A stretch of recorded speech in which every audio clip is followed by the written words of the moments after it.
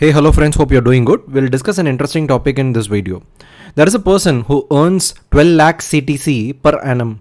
What is the maximum amount of income tax one can save? Can this person avoid paying income tax legally by making certain investments?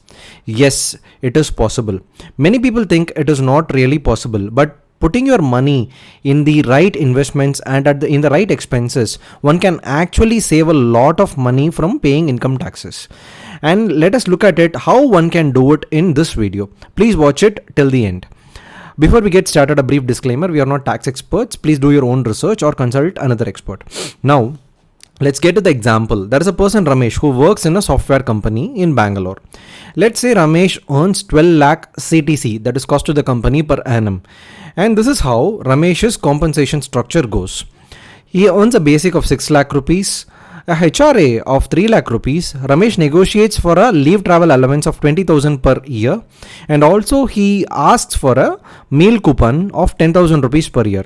The remaining 2.7 lakhs is paid as special allowance to Ramesh. Since Ramesh lives in Bangalore in a rented apartment, Ramesh needs to pay house rent.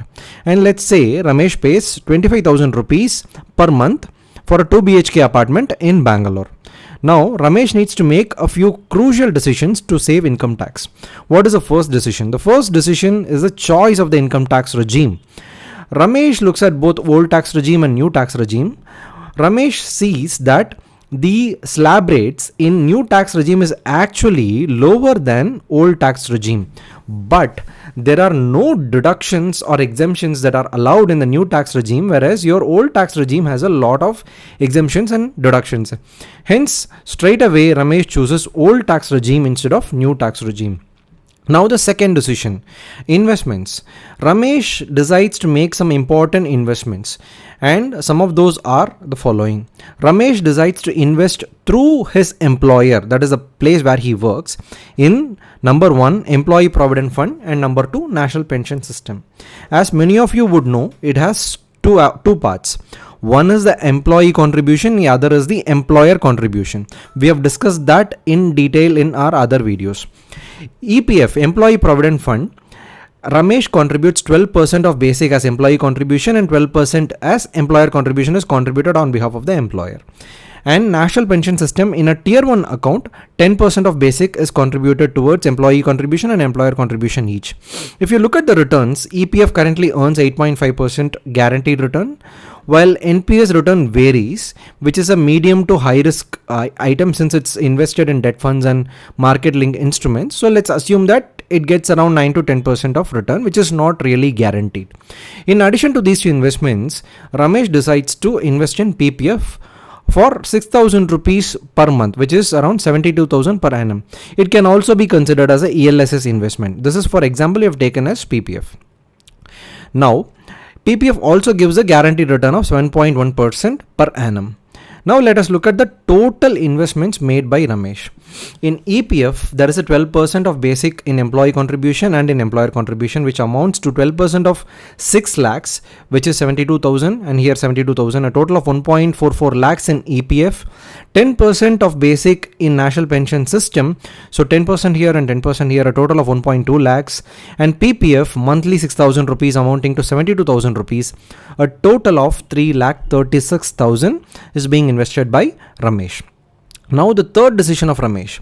Ramesh decides to safeguard himself and his family against unexpected medical expenses. So what he does? He buys medical insurance. He buys it for himself and his family for a coverage of around 15 to 20 lakh, and he pays a premium of approximately 25,000, for example. Many of you may ask, is 25,000 a realistic premium? And that is why I have put a screenshot from one of the websites. As you can see, many of the insurance policies without room rent limit etc. is having a premium of around 23,000, 24,000 rupees in the screenshot. Similarly, Ramesh also buys a health insurance for his senior citizen parents for a coverage of about say 10 to 15 lakhs. Again, you may ask, is it realistic? Why is the premium increasing? The premium is increasing because the age of the covered people is high because they are senior citizens.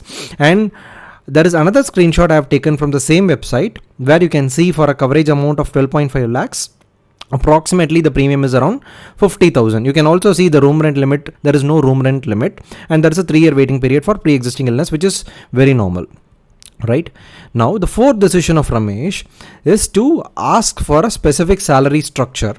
Many of you may have a flexible salary option where you can decide to pick up some aspects such as meal coupons on LTA, right? So Ramesh decides to take LTA as well as meal coupons, a LTA of 20,000 rupees and a meal coupon of 10,000 rupees. According to tax rules, a 50 rupees per meal during the working hours is not taxable. So let's say for 22 days he can get up to 1100 rupees, and in this case he gets less than 1000 rupees per month. Per year it's around 10,000 rupees is what he is getting. In case of LTA, you can claim 2 times in a block of 4 years, right, according to the tax rules.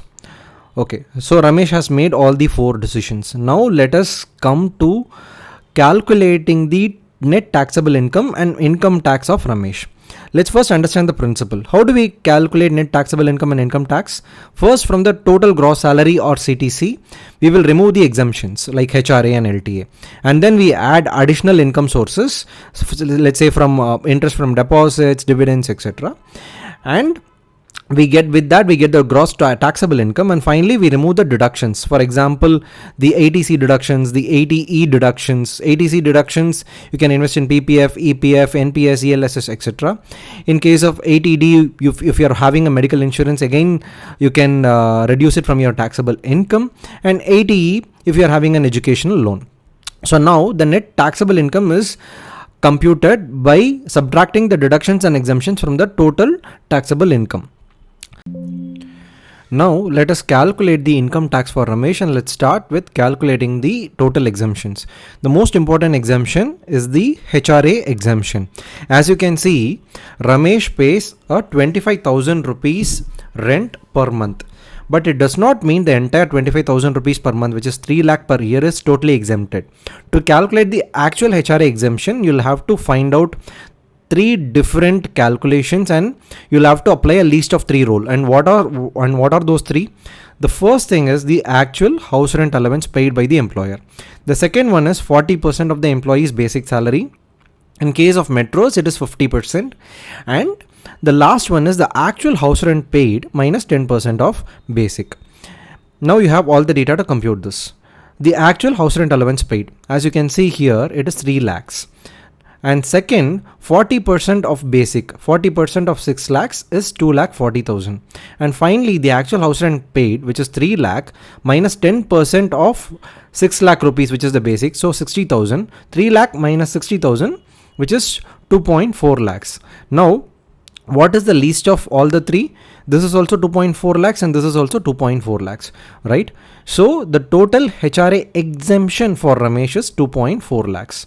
Now, what are the other exemptions? The other exemptions are, as we already saw, the meal coupon. So Ramesh has a total exemption of 2.4 lakhs under HRA and 10,000 under meal coupon. So the gross taxable income, which is subtracted from the total CTC, is 12 lakhs minus 2.5 lakhs, which is 9.5 lakhs. Now let us calculate the total deductions for Ramesh, right?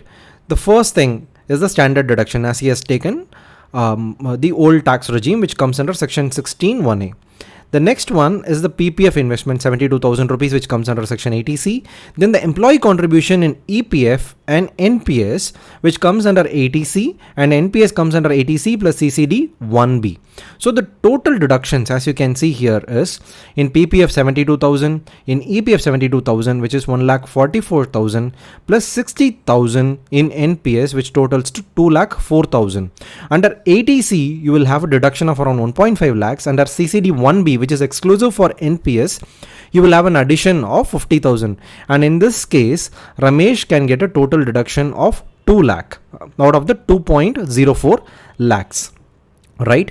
Next, there is also an employer contribution that we saw, right? EPF has an employer contribution of 72,000 and NPS has an employer contribution of 60,000. This doesn't even come under your taxable income, as it is employer contribution, and hence this can also be reduced from your total CTC, right? Hence the total deductions on the investments is 3.82 lakhs, that is 50,000 plus 2 lakhs plus 72,000 plus 60,000, which is 3.82 lakhs. Many of you may have one question, which is how can you subtract the employer contribution from the gross taxable income? Please understand, the private companies define CTC, that is the total cost to company. Let us say if one person doesn't want to have EPF or NPS, what happens is the employer contribution is also paid to the employee as salary in their hand. So it should always be noted that in case of CTC, this employer contribution is subsumed within the CTC, and you can claim that as a and it is completely tax free when you avail for such schemes. Next, we also saw that our friend Ramesh bought health insurance, right, for himself and his parents. Now for himself and his family it is 25,000, and for senior citizen parents the deduction allowed is 50,000 under section 80D. So the total deductions which Ramesh can claim is 4,57,000 rupees. Now let us calculate the net taxable income for Ramesh. As we already saw, of the 12 lakh CTC, you can claim a exemption of 2.5 lakhs, which is the meal coupon and the house rent allowance exemption, and then the gross taxable income becomes 9.5 lakhs. And as we saw in the previous slide, the total deductions under 80C, 80CCD and 80D plus the employer contribution totals to 4.57 lakhs. And hence the net taxable income becomes 9.5 lakhs minus 4.57 lakhs, which is 4.93 lakhs. Now, as you can see, as per the old tax regime, Ramesh comes under the 5% tax bracket, right? As the net taxable income is between 2.5 lakhs and 5 lakhs, right?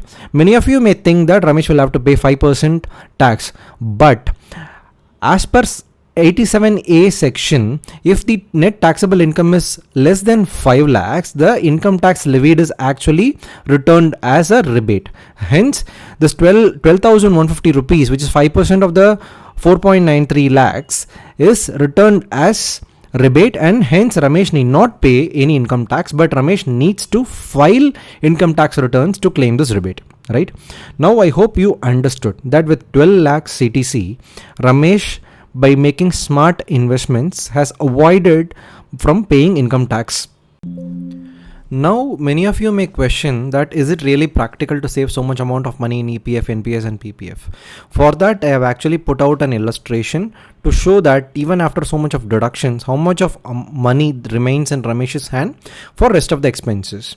As you can see, Ramesh's total CTC per annum is 12 lakh and the gross salary or the CTC per month is 1 lakh, and the deduction in EPF is 12,000 per month, which comprises both employee and employer contribution. In case of NPS, it is 10,000 per month, and let's say Ramesh's expenses in health insurance, which is 75,000 per year, when we divide it by 12, which is around 6.25k per month. So net Ramesh gets around 71,750 rupees in hand, right? If you also subtract this 25,000 of house rent and the 6,000 rupees of PPF investment which Ramesh makes, the net amount that remains in Ramesh's hand is approximately 40,750 rupees, which is very much sufficient for a family, since everything else is going for important savings or expenses, right? So it's really it is really practical that one can save so much amount of money. The second one is, many people may argue that instead of investing in EPF or an NPS, why can't Ramesh get in mutual funds and get more returns? Always understand that saving tax is little more important, especially when you are at lower tax limits, that is sub 15 lakh CTC. Why?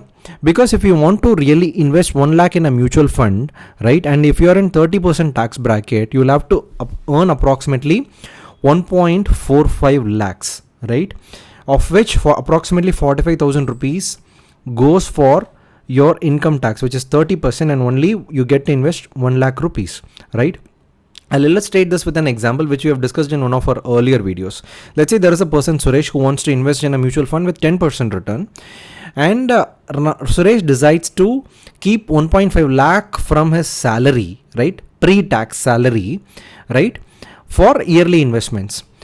Since it's pre-tax salary and Suresh comes in 30% tax bracket, that in that 1.5 lakhs, Suresh needs to pay a 30% income tax, which is 45,000 rupees, and Suresh gets to invest only 1.05 lakhs every year.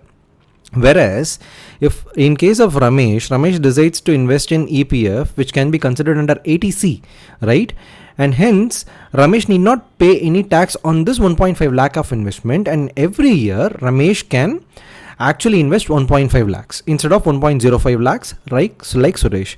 If you look at the returns, even though Ramesh's return is slightly lesser, which is 8.5%, while Suresh's return is approximately 10%, because the actual investment is high, Ramesh will always end up with a higher return amount in his hand, right, when compared to Suresh, unless Suresh's mutual funds gives extraordinary returns, which is much higher than index funds, right? Now I hope you understood that this is really practical, and many of you can really do it to save a lot of income tax. So now, as financially aware citizens, what should we do? Number one, plan your spending ahead of time. First save and then spend. Don't allocate money for your spending and then save the remaining. First save and then spend. As we saw in this example, if you actually save through your employer in EPF or NPS, automatically it goes as a deduction and your net in hand itself reduces. But at the end of the maturity period, you will get a large lump sum amount which you can save for your retirals. Number two, think long term and plan your retiral investments. These days people do not get any pension, so please plan for your long term and save in EPF, NPS, or any other investments that provides for your after retirement life. And third, save as much tax as possible. Don't think about trading and very high returns in the short term, and save as much tax as possible. I hope you like this video. If you think this video has been useful to you, please do share it with your friends and subscribe to our channel. Thanks for watching.